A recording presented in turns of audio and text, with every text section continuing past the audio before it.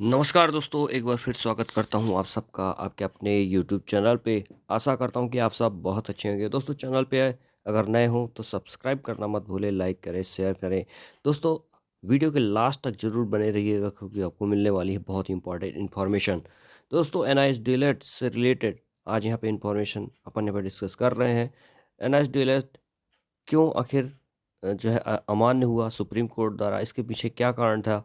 जबकि NIS DElEd जो diploma in elementary education का जो डिप्लोमा था, वो उसका पूरा syllabus primary 1 to 5th primary school के बच्चों के पढ़ाने के लिए ही पूरा डिज़ाइन किया हुआ था। उसके बाद भी यह एनआईएस डीएलएड क्यों अमान्य हुआ? इसके पीछे जो है यहाँ पे आरटीआई एक्ट के तहत जो है यहाँ इन्फॉर्मेशन माँगी गई जो है तो उसमें जो निकल कर सामने आया वो यहाँ पे पूरा जो है पूरा उससे क्लियर होगा कि आखिर इसके पीछे रीज़न क्या था। तो दोस्तों यहाँ पे आरटीआई एक्ट के तहत जो है ये रीज़न मांगा गया।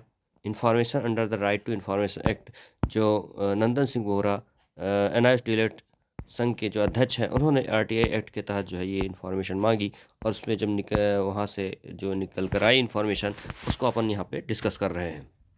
तो दोस्तों यहाँ पे जैसा कि आप देख रहे हैं, sir with reference to your RTI request with registration number dated 9/12/2023 it is informed that the reply of the information sought by you is an under।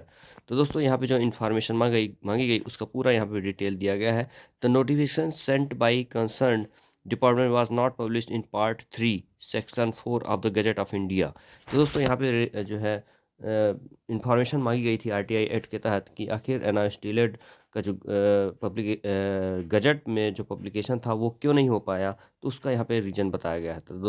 तो the notification set by the concern department was not published in part 3 section of 4 of the gazette of India. यानी कि जो notification भेजा गया था concern subject department द्वारा gazette में प्रकाशित होने के लिए, गजट ऑफ इंडिया में प्रकाशित होने के लिए,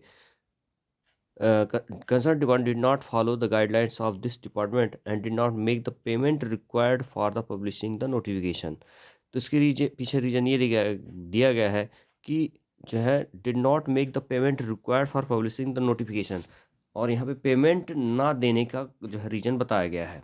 एक बार फिर यहाँ पे मैं रीड कर देता हूँ।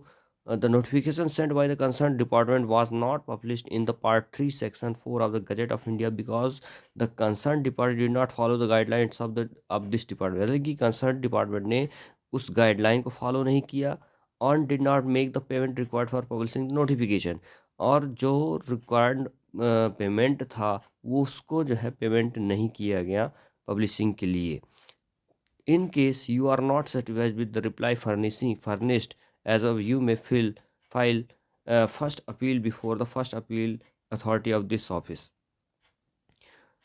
तो यहाँ पे बताया गया है कि अगर आप इस रिप्लाई से सेटिस्फाइड नहीं है तो एक बार फिर यहाँ पे जो है आप अपील कर सकते हैं आंसर के लिए।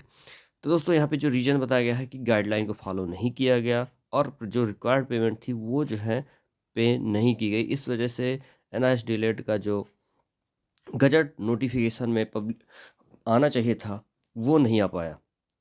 एनआईएस डीएलएड जो है गजट नोटिफिकेशन प्रकाशित नहीं हो पाया, जिसकी वजह से सुप्रीम कोर्ट द्वारा इसको अमान्य करार दिया गया। तो यहाँ पे देखा जाए तो सिर्फ इस गलती की वजह से कहीं न कहीं एनआईएस डीएलएड के 14 लाख अभ्यर्थी जो है उसको अ, आखिर उस वजह से परेशान हैं और कहीं न कहीं वो उसको भुगत रहे हैं।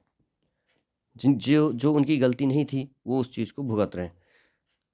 तो निश्चित तौर पर इस गलती को सुधारा जा सकता है अगर सरकार चाहे, अगर केंद्र चाहे तो गजट नोटिफ़िकेशन जो है एनएच डिलेट को शामिल कर सकती है, प्रकाशित कर सकती है समय रहते हुए, और इसके लिए निरंतर प्रयास जारी हैं।